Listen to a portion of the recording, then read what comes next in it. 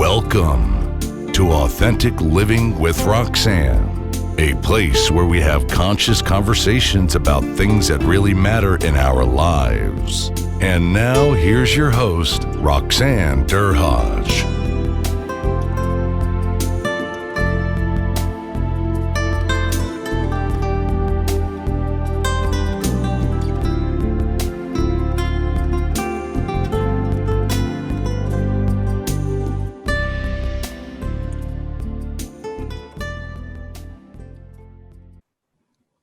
Hi, everyone. It's Roxanne Derhodge of the Authentic Living with Roxanne. Today, I have Arnie Freiman with me today. Hi, Arnie. How are you today? Hi, just great. How you doing?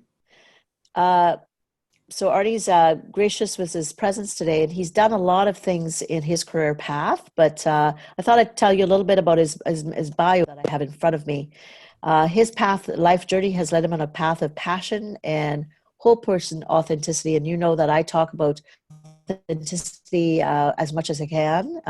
Spirituality, financial, healthcare, and education. His expansive history and sheer depth of character enables him to serve as an insightful guide for folks in search of their inner, most truest self, and a path that I know all of us are on an ongoing basis. Arnie's a feeler. He feels life, his and yours, deeply uses love, wisdom, spirituality, humor, fresh air, and food. I like that part to lead people home. So, Arnie, you've obviously had a full career path, and you've been in health and wellness for a very long time. So, kind of share with the listeners what made you choose this path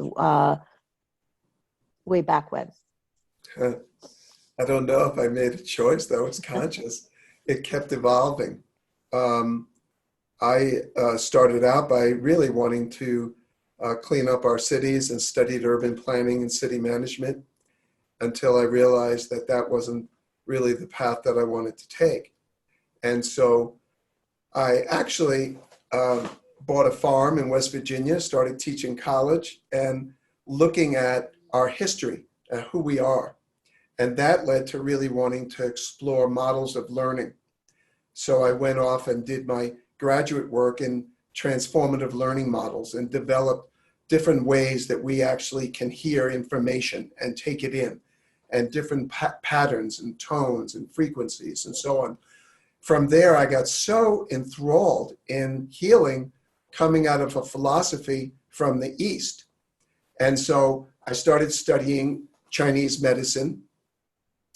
At the time, it was illegal in the US to practice acupuncture. And I, being who I am, I said, well, that's silly. So I worked with the state of Massachusetts and co-founded the first acupuncture school in the US. And after that, we worked on getting the profession licensed. I got so intrigued at that point with the intersection of healthcare, philosophy, and spirituality. And then I went to the West Coast, California, and founded the first naturopathic medical college there.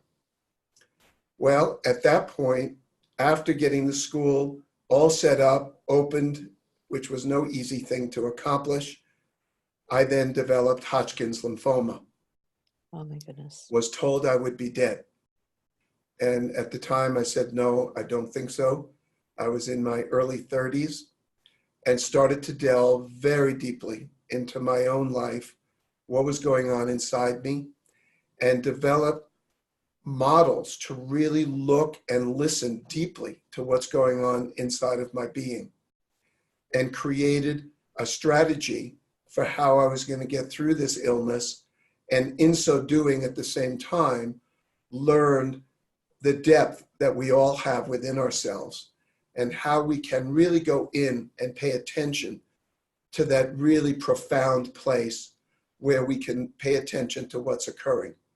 And that began what has now been a life's journey, looking at that from a deep, rigorous place of doing that work.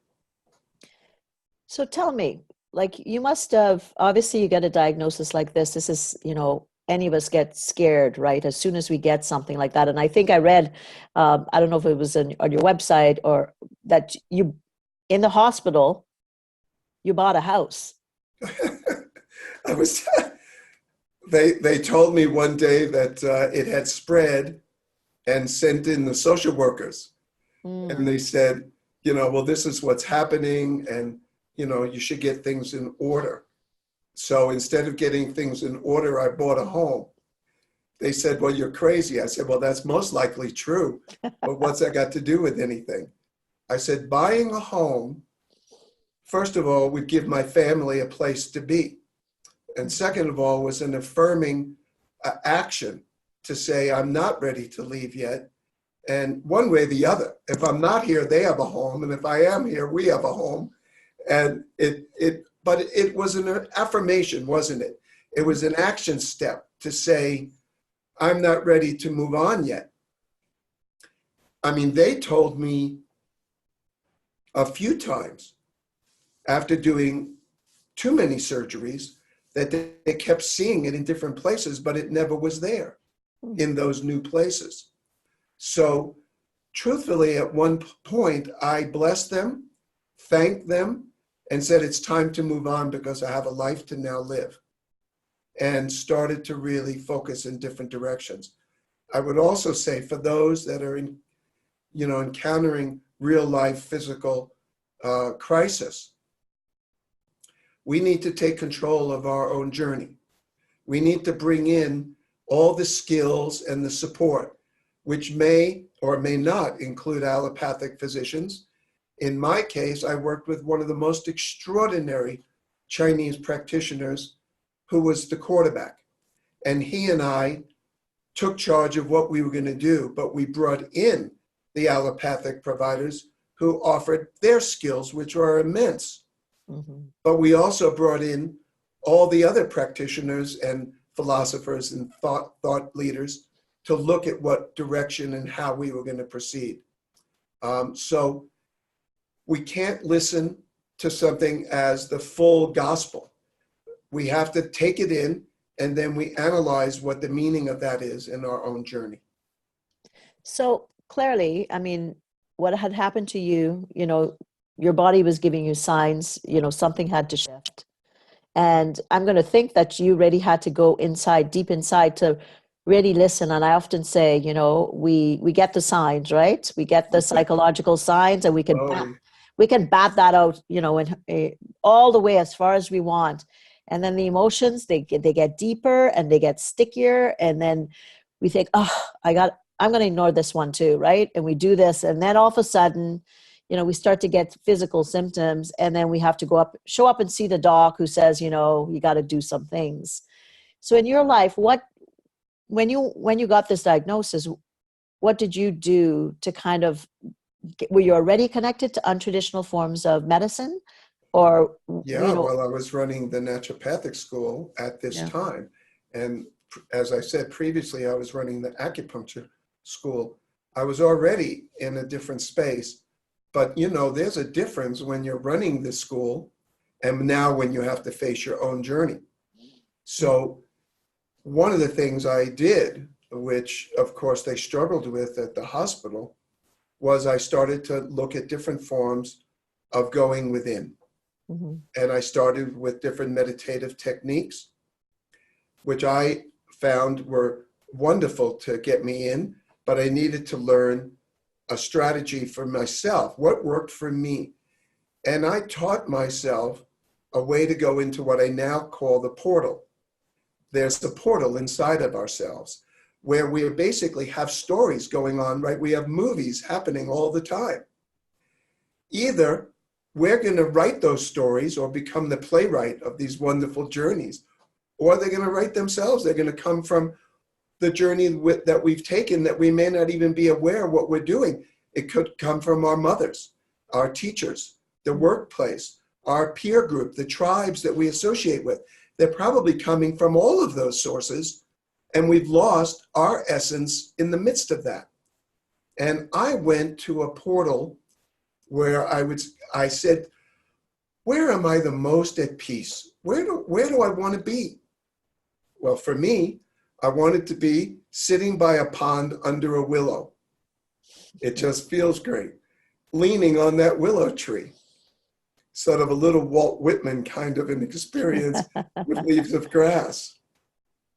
And I, by the way, have done a couple of walks with Walt. So that's another Wow. story that I'll talk about in my workshop experiences where we walk with, I ask people to take a walk and speak with whoever they've wanted to speak with their whole life. My case, it's Walt. So I did that. It was pretty powerful stuff once you're there.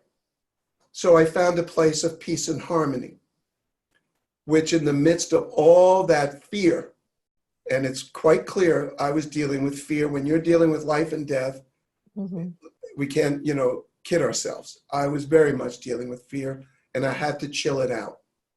I learned how to do that. One day, someone mentioned that I should go see this extraordinary French-Moroccan hypnotist.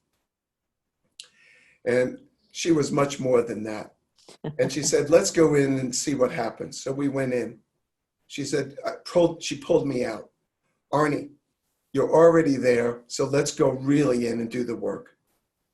And she knew I was under the willow by the pond. She said, now let's really go for it, Arnie. What's happening with your child? And it happened to be my 7-year-old self sitting in the corner of a room like in a fetal position.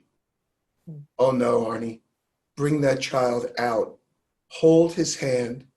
Together, you're going to walk into the pond now. You're not just sitting by the pond, and you're going to go to the bottom of the pond.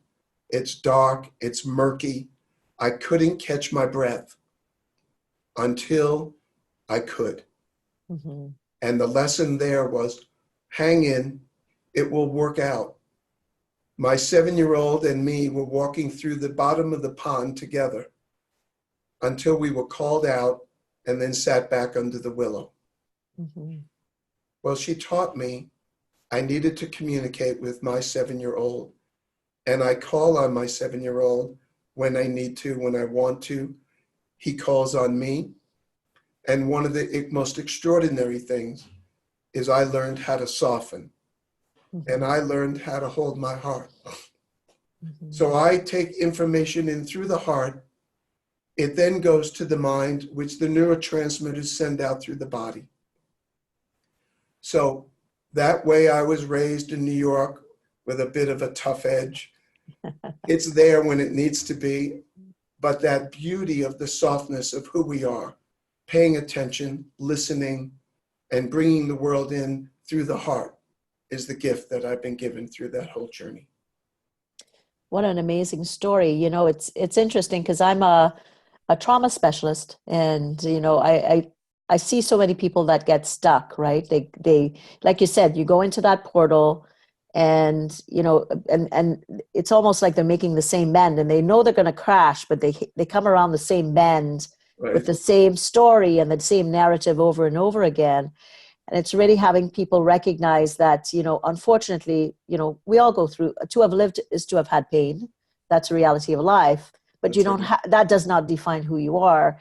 But oftentimes people don't know how to get out of it, right? They're stuck. That 7-year-old is stuck, and they're disconnected from that 7-year-old because that 7-year-old not only holds joy, but they hold pain. We live in a culture, particularly these days, for those of us that have lived a while, where we're not really given permission to go into that deeper place. And we talk about how the male needs to soften, but we don't have any real guides, and we don't have the support. I see my strength as an inner journey, and I see myself and my being when I walk into a room. I'm very clear now that I walk into the room filled with joy, even in the sadness. I've had a lot of sadness. Mm-hmm. We all carry that with us. And so how do we hold that? Holding the joy that surrounds us. There's this fullness and abundance that really is the essence of who we are. And then this stuff of life, that stuff. We're balancing the air and the earth. And walking on the earth is a deep journey. And so we have to bring that beautiful self into it.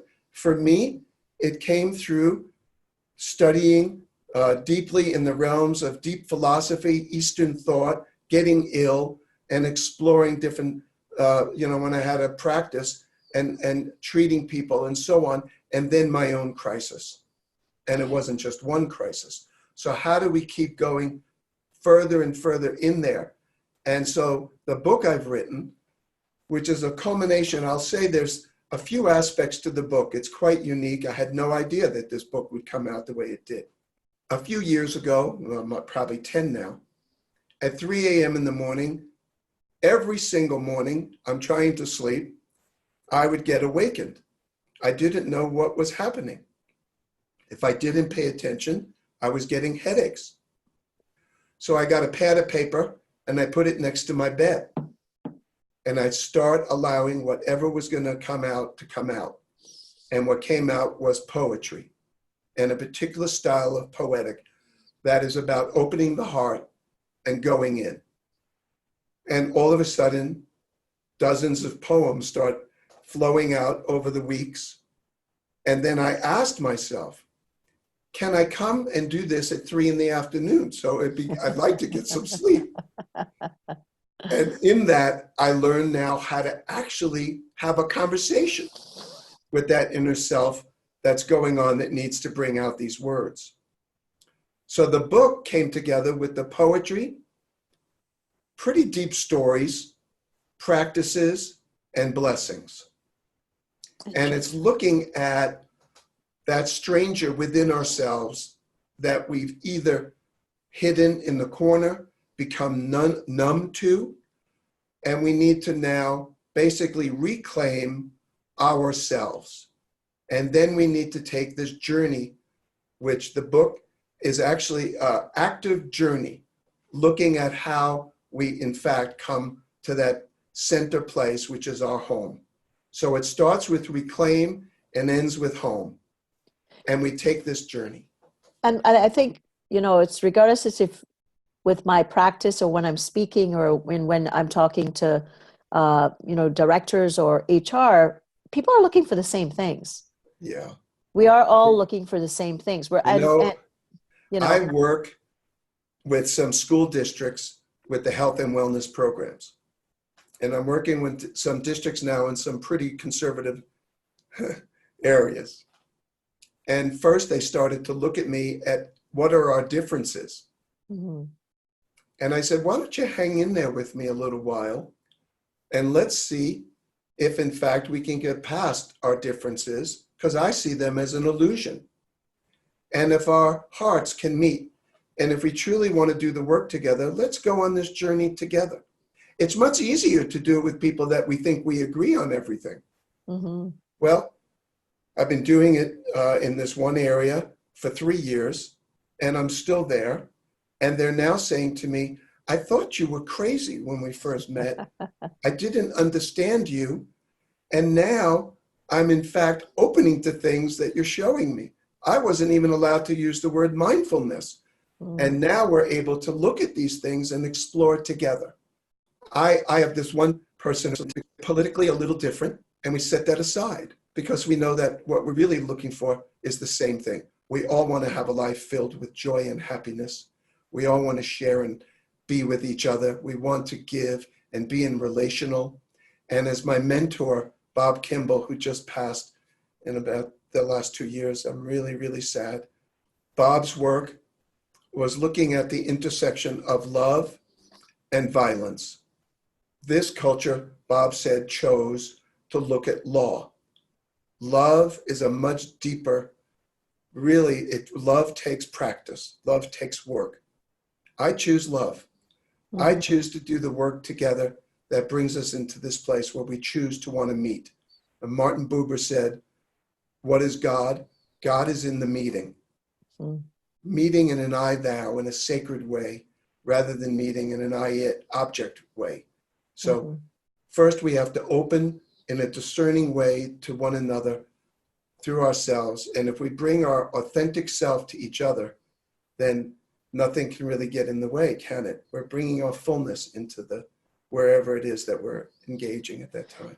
And I think, what happens today, and I don't know if you'd agree, is half of the time their facades are on so much that they forget to take them off, right? Right. Because, everybody's walking around with this personas that they think they should be, and then all really, when I see it, when people are truly connected, or when, it's that co-creation that is allowed to happen once people drop their defenses, and they can connect on such a profound level that healing can just happen. I think you're exactly right. And that if we even are willing or available to put down that facade for a little while, many of us see this bravado. As a man, I'm supposed to act a certain way, right? It didn't work for me all those years, so I don't want to keep doing it. And I find out, let's try other things. So one of the things in the exercises I do in the workshop around rewriting our stories.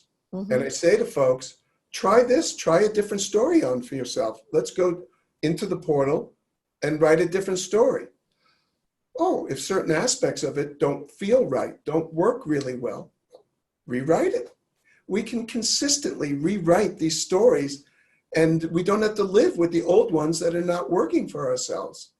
And I think sometimes, the first word in the Bible, in the Hebrew scriptures, in Hebrew is Bereshis, which was translated so often as in the beginning.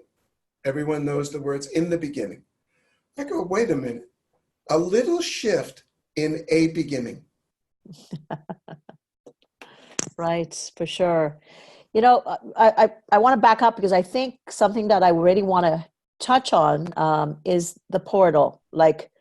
So you talked a little bit about that meditative state, which, I know there's different ways to get there, but you said you created something called a portal. Can you chat a little bit more? Because I know I want to know more, and I'm sure everybody's listening is going, oh, okay, what's he talking about? Yeah. Well, so many of us have tried on many different meditations. Many of us started with TM, right? We started years ago doing TM, and then we moved to different, or some of us stay with TM. It's fine. And some of us explore different things. Maybe it's Vipassana and whatever. We go off into all different ways. And I realized for me, there are wonderful ways of calming and allowing that monkey brain to slow down. But I had work to do. I want to do some work in there. So I said to myself, well, take whatever works well for me. And for me, it's a way of quieting myself, quieting that monkey brain. And there, again, we could chat probably at another time because it takes a while to look at different strategies to do that. But when I get into that place of quiet where I'm feeling comfortable, I then send a message from my heart to where I would like to be. It's almost like it's a film. I'm watching a movie of walking to the willow, sitting by the pond, sitting down, and start basically crafting a different story. Or if I'm comfortable with the story, I stick with the story and I let it grow. So it's a focus. Yeah. When I was dealing with the illness, I focused on what I was seeing in my body, and I would go off into different places and look at what's there. So for example, I was told it had gone to my lung, and I went, oh no. So I went into the lung, and I came back and I said, my lungs are pink. They look perfectly fine. Yeah, but you're nuts. And I said, well, okay, but they still look pink. Well, they wouldn't hear me. So I went to this extraordinary oncology social worker who she and I had done work together. And she said, I trust you and I believe you. Ask the head pathologist, which put her career on the line, to reread the pathology. They were wrong. It was a virus and it wasn't there. And they didn't want to tell me that and lose face. So they just called me in and said, well, we're going to start treatments again. Oh. How do we really look at ourselves? And it's not looking at ourselves in a sort of a silly, airy-fairy kind of a way. It's really going in deep. What's there? But then I need to call on other assistants to confirm or to support. And that becomes very important because we know the Buddha talked about the importance of the Sangha. We need a community.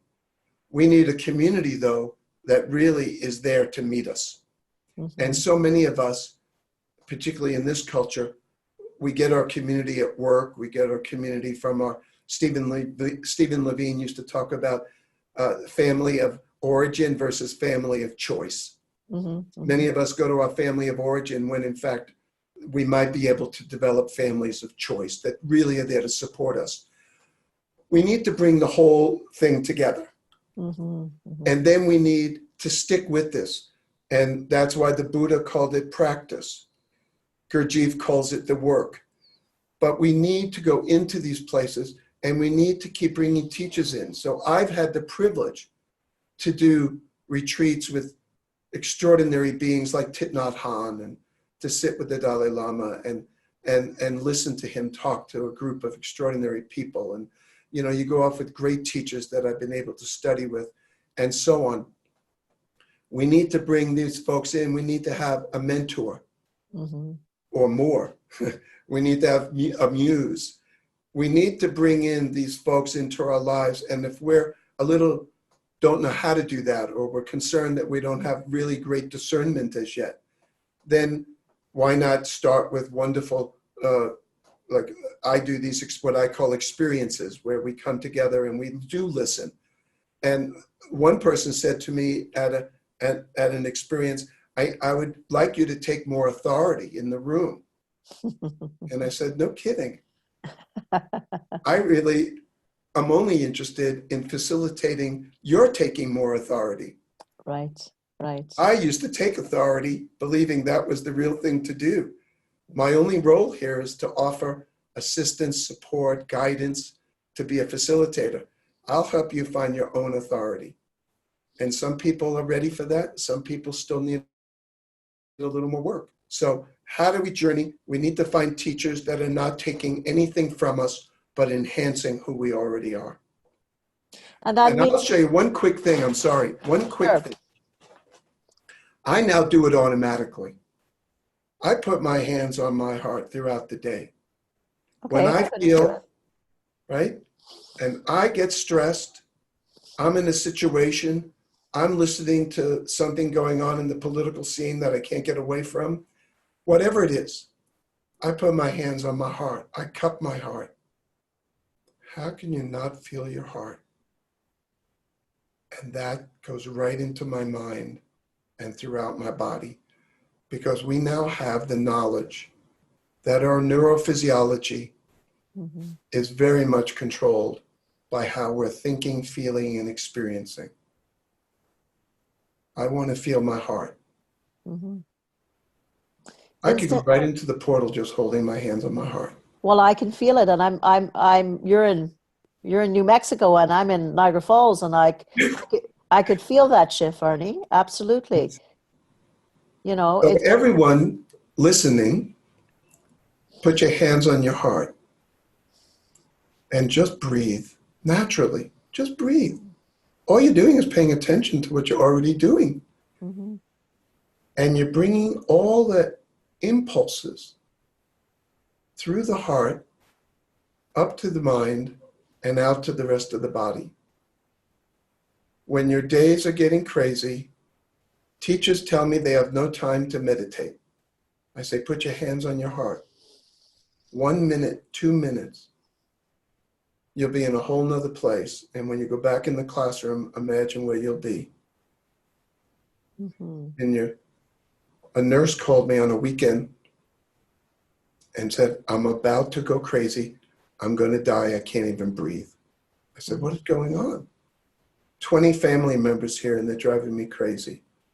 I said, well, let's take a walk together. Are you nuts? I said, well, we're on the phone. Walk out the door. We took a walk together.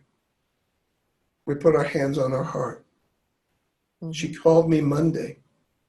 You saved my life. I said, no, you saved your life. So whenever this is happening, walk away 2 minutes. Put your hand on your heart.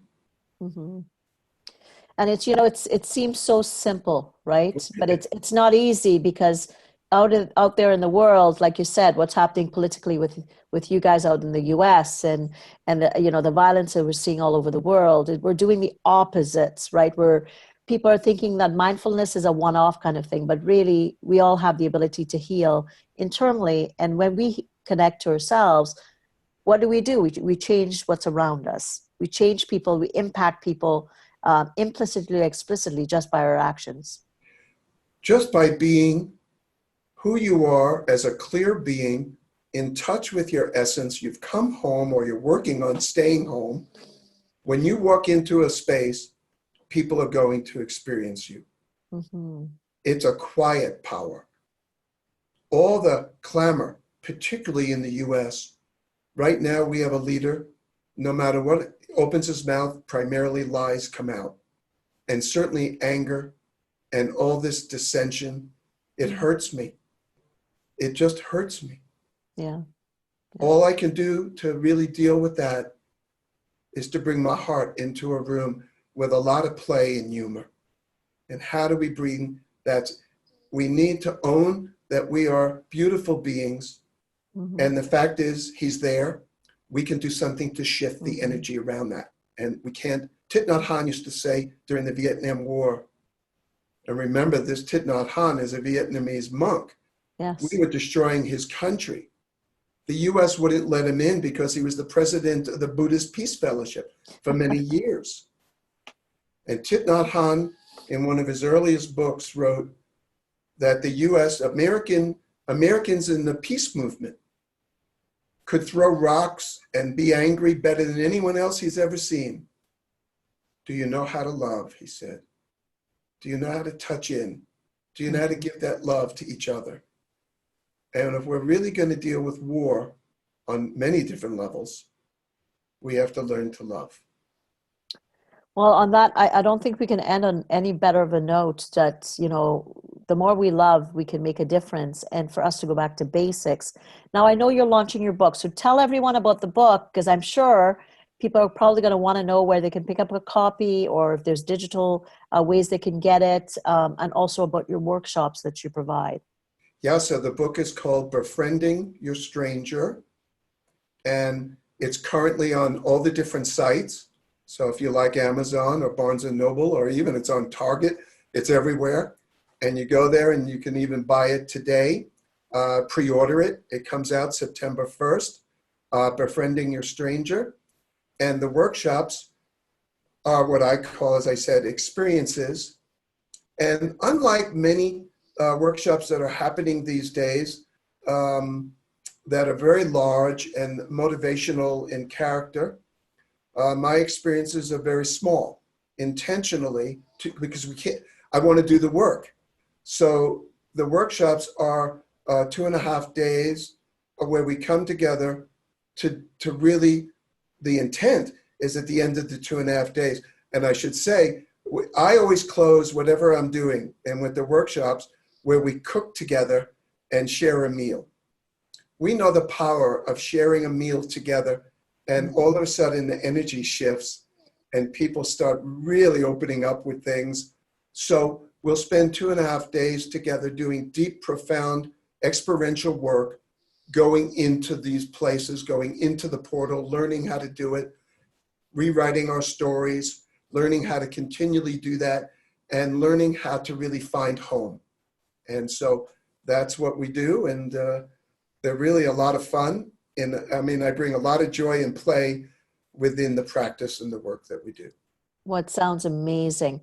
I can't thank you enough for your time today. And, as a psychotherapist, I always go back to, we can create such profound change if we just align our heart, to that other person that I'm in the room with. But you don't need to be, in the field where you're helping like you are or I are. It's just about just thinking, what am I feeling and what potentially is that other person across from me feeling, and trying to think, what can I do to maybe reach out if someone's distressed or maybe a bit despaired, because you can offer that. It's like that warm hug that you give with heart to heart by just letting them know that you're open to connection.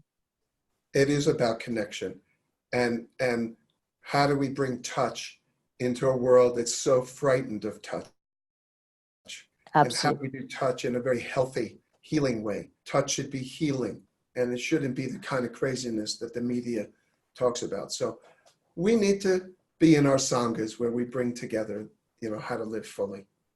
Well, thank you so much. And for everyone listening, I want you to, take the time to connect, to go into that space that, like Arnie's saying, or within yourself, because we all have profound love. We all have had things that have hurt us, that sometimes might deter us from our path, and to know that you can go and sit with it, to be able to get past that, because you are not defined by your pain.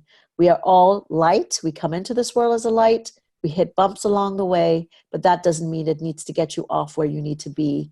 And so take that step today. Try to connect with someone or to yourself to be able to connect with the others around you. Again, thanks everyone for listening. And if you're wanting more information on me, you can reach me at roxannedurhage.com. I'm a mental health and wellness specialist. Take care, and we'll talk to you soon. Bye, Arnie. Bye-bye. Thank you. Thanks for tuning in to Authentic Living with Roxanne, creating the space for positive, healthy change. Roxanne is a keynote speaker, psychotherapist, and coach. To work with Roxanne, visit roxannedurhage.com/blueprint. We'll see you next time on Authentic Living with Roxanne.